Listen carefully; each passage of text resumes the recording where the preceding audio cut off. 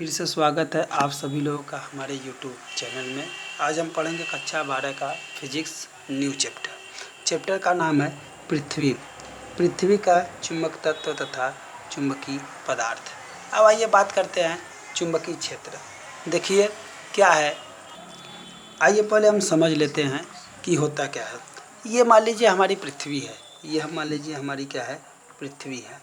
तो एक साइंटिस्ट दीजिए, इन्होंने आया तो इन्होंने बोला हम जानते हैं कि हमारी पृथ्वी किसी भी वस्तु को अपनी तरफ क्या करती है, आकर्षित करती है।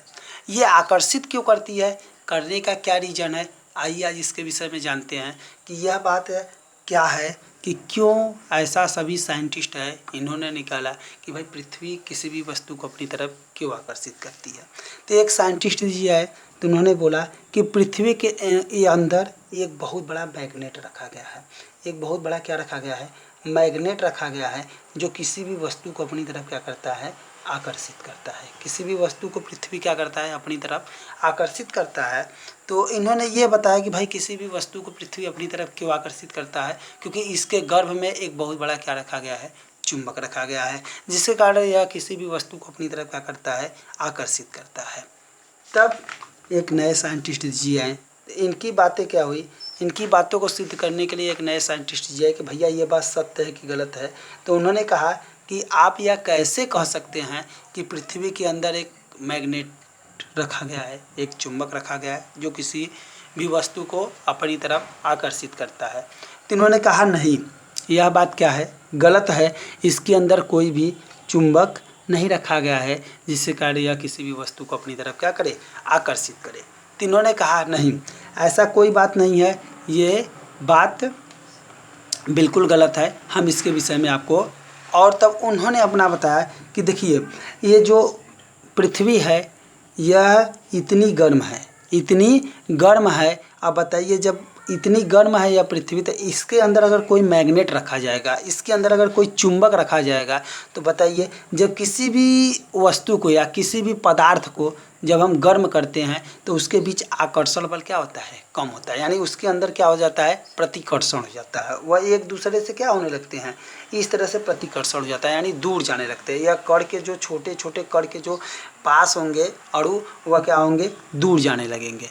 तो बताइए जब पृथ्वी हमारी ठंडी नहीं है, अभी पूरी तरह से गर्म है, तो बताइए इसके पास ये कोई भी चीज़ कैसे इसके तरफ आकर्षित होगा। तब उस साइंटिस्ट जी ने कहा हाँ भाई ये बात आप सही कह रहे हैं। तब उन्होंने अपना मत दिया। अपना मत यह दिया कि नहीं, पृथ्वी के अंदर अनेक प्रकार के तरल पदार्थ हैं, जैसे आयरन, जैसे लोहा, एल्युमिनियम, ये सब तरह तरह के क्या हैं, पदार्थ हैं जो क्या करते हैं, जो तरल अवस्था में है, जो किस अवस्था में है, तरल अवस्था में पाए जाते हैं। जब ये तरल अवस्था में पाए जाते हैं तो आप जानते हैं कि कोई भी पदार्थ ये हम जानते हैं कि कोई भी पदार्थ किससे मिलकर बना होता है, इलेक्ट्रॉन, प्रोटॉन और न्यूट्रॉन से मिलकर बना होता है। ये आप जानते हैं कि कोई भी पदार्थ किससे मिलकर बना होता है, इलेक्ट्रॉन, प्रोटॉन और न्यूट्रॉन से। तो ये आपको पता है कि इलेक्ट्रॉन हर समय किसी भी चीज़ का क्या करता है, चक्कर लगाता है।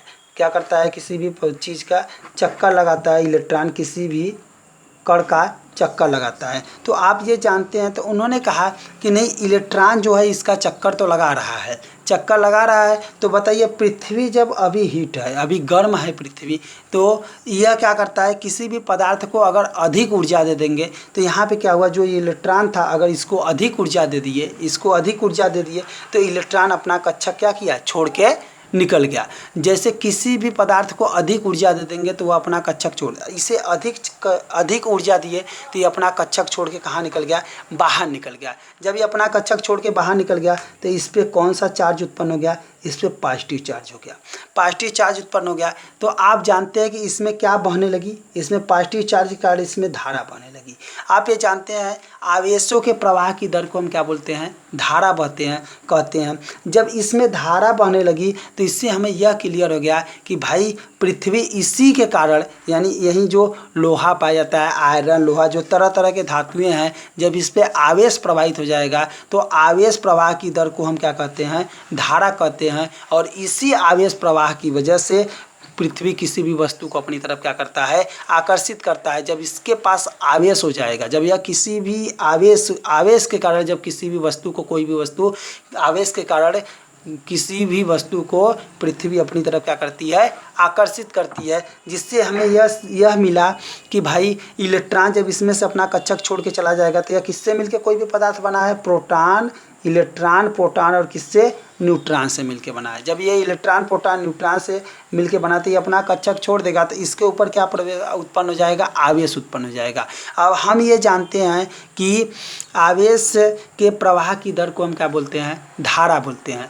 जब जान गए हैं कि धारा बोलते हैं तो आवेश के कारण पृथ्वी किसी भी चीज़ को अपनी तरफ क्या करती है, आकर्षित करती है। तो इससे यह सिद्ध हो गया, यह बहुत पावरफुल यह निकला कि भाई मेथड निकला कि नहीं भाई यह सही बात है। इसको सभी लोगों ने माना कि नहीं भाई पृथ्वी आवेश के ही कारण किसी भी वस्तु को अपनी तरफ क्या करती है, आकर्षित करती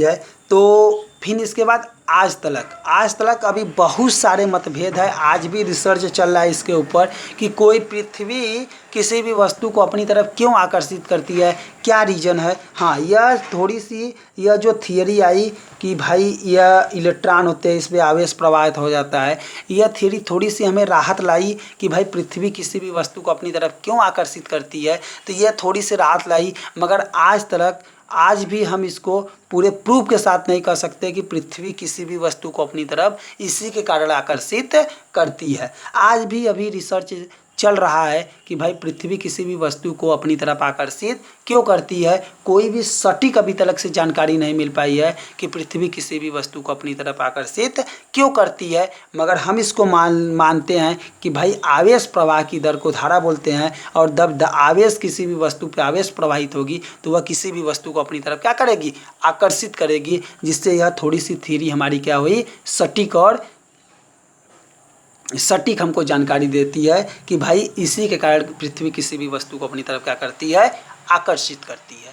ठीक है बच्चों, आप लोगों को ये अच्छे से समझ में आ गया होगा। इसके विषय में हम आपको अगले नेक्स्ट वीडियो में हम इसके कुछ विभिन्न भागों के विषय में आपको लिखवा देंगे कि इसके विभिन्न भाग क्या क्या होते हैं। ओके, जय हिंद बच्चों।